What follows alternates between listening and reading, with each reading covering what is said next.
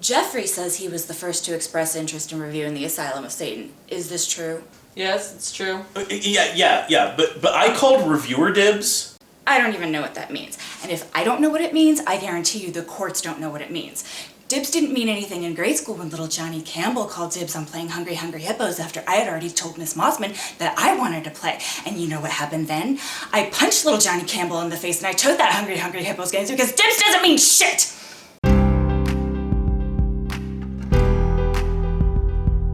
It's been a long, hard day for Caroline, waking up at noon to listen to Jeff ramble for half an hour about reviewer dibs, and then playing dress-up to threaten people that she's never met before. I can't say I blame Caroline for immediately passing out upon getting home. She had been awake for 2 whole hours. I know that for you and me, that sounds like nothing. But for Caroline, that makes her Al Pacino from Insomnia. See? I can make references too. Caroline began her work in the business as a top-notch agent to the stars, managing such talents as former child stars, and of course, former child stars. Plus, in her downtime, she began her hobby of supplying prostitutes to former child stars. Life wasn't always easy for Caroline. She would frequently be out of sausage pizza rolls, and her cable would go out at least 3 times a week, with absolutely no help from the cable company. I sent in my cable box about 3 weeks ago. It is completely asinine that you guys keep calling me about this. Your name is on the list, ma'am. It's my job to call and remind you. Well, it isn't my job to be stalked by you for something I've already taken care of. Well, is it possible you sent it to the wrong address? Look, my family and I quit your cable company. Just accept that we've sent you back the cable box and get on with your own damn lives. In fact, I bet you're not even the one who's in charge there, so why don't you put somebody on the line who's a little more important than you? You know what, ma'am? It turns out we're actually not allowed to do business with children. Hello? Hello? I want to tell you about my family. It's totally real. The husband and kids and everything. And like any rational human being with no pizza rolls and no cable, the next logical step is drug abuse. Oh!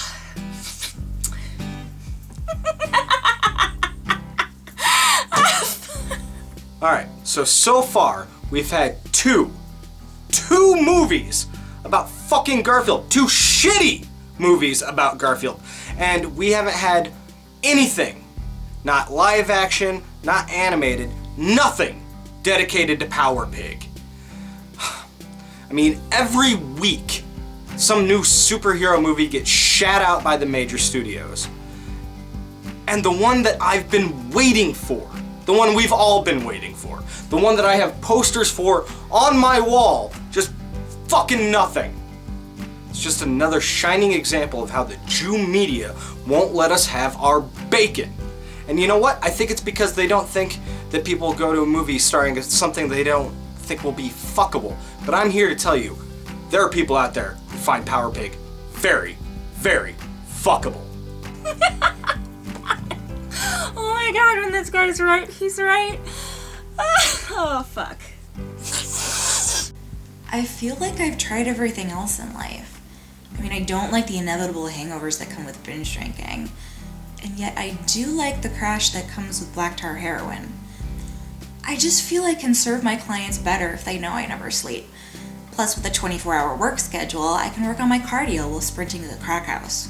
You're on crack now? What the fuck, Caroline? Is that why you made me audition for that Radiation Baby movie? They serve other things besides crack, Nicholas. Does a Waffle House only serve waffles? They also have fantastic mashed potatoes and crystal meth. Oh my god, I am losing faith in you as my agent. And with Caroline left unemployed by her one and only client, she scoured local conventions looking for fresh young talent. El Topo has escaped from jail. No jail can hide El Topo. Jeff was perfect, a naive internet personality testing out a possible new villain for his review show. I play Space Lancer Steve, swashbuckling lancer of the 7 galaxies, traveling from planet to planet, discovering new worlds, fueled by space justice and the pursuit of quality cinema. You're not going to take advantage of me in my sleep, are you? Afraid not. No means no in this universe. Good. I think we're gonna get along just fine. Fantastic. Oh, just a tip. There's another show hosted by someone called Count Thomas Howell. I've seen his Transmorphers review, and let's just say his character can get a little date rapey. Now, at the tail end of her 5-day crash, Caroline will soon be able to face whatever management challenges come next. Ooh, a knock at the door. This should be interesting. Hello? Hello? Anybody here? Who the fuck are you? Right. Look, if you're my blind date for the evening, I got about 3 more days of sleep to catch up on. Plus, I thought you were supposed to be shorter and black. Look, we need to talk. You need to stay away from Jeff. Jeff is my top client. This apartment doesn't pay for itself. Wait. You're telling me Jeff is paying you? No, he's a charity case. Except that I make him pay me. How much? Let's see. I'm working on about a $200 high now, so he pays me about $200 a month. I'm going to kill him. I'm going to beat his face with a brick, and I'm going to make it hurt even more by picturing Andy as I'm doing it. You got some anger issues there, darling. Do you know what would solve that? An entire bottle of Flintstones vitamins. It'll take the Bam Bam right out of that rubble. Okay, stop talking like that for one. For second, how much is it going to cost to get rid of you? $200 a month. How about a flat fee? Sure. Add up whatever $200 a month is for the rest of Jeff's life. When I see him again, it's going to come to much less than $200. I like you. Do you have an agent? Look, you are not Jeff's boss. You are not his manager. I am his manager. And as his manager, I do my job to protect my income, just as I'm sure you do in my position. So why do I have to give up my source of income? I got Jeff his own website, higher hit counts, and better publicity. What have you done for him? I've given him an ear to talk to. Have you tried talking to Jeff? You'd be surprised the wisdom that comes out of that man's heart. Did Jeff sign a contract? Yeah, it's right here. I keep all my contracts close by.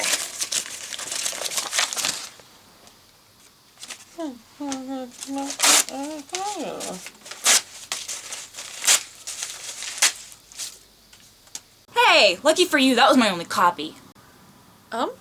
You're right. That is lucky for me. I'll give you a day to let Jeff down easy. If you come near him after that, I'll force you to watch Andy's show until you slit your wrists. You don't remember who Andy is, do you? No. For your sake, you'll want to keep it that way.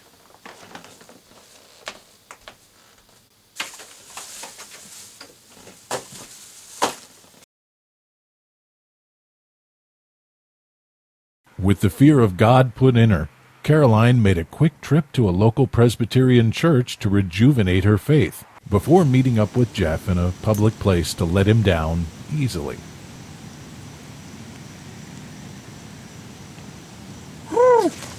What the fuck?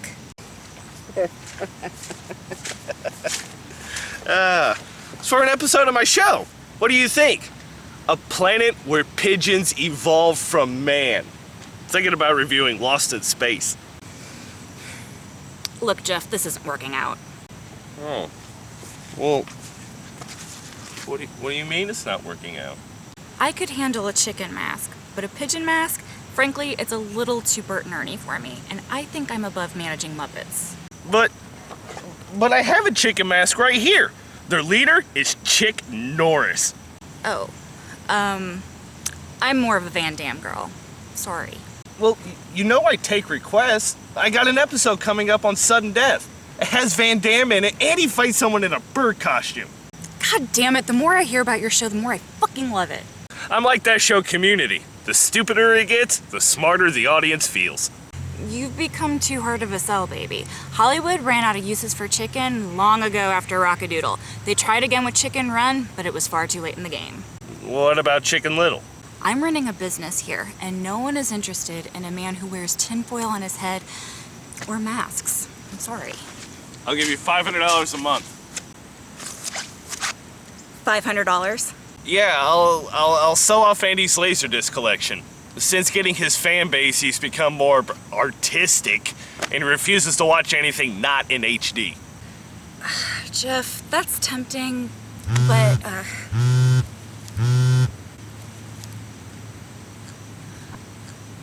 Hold that thought. I gotta go run an errand and brainstorm your ideas, and I'll be back in a few. I'll be waiting. Caroline feels guilty about reverting to her bad habits. She's been sober for 3 hours, and with one sniff of the powder, she knows she's about to throw all of that discipline and hard work down the drain. But turning her lump of cocaine into a smiley face has made her more comfortable with this bad decision. Even I think this scene is adorable. With enough adrenaline pumping through her system to jumpstart a 1951 Ford F1, Caroline is taking Jeff's offer into serious consideration. This has certainly given Caroline enough options to sleep on for the night. And while Michelle looks like the type who could skin a mountain goat while fighting off a grizzly bear hanging from a helicopter, Caroline does love the sound of Jeff paying her more money. And, speaking of Jeff... Shit, Jeff!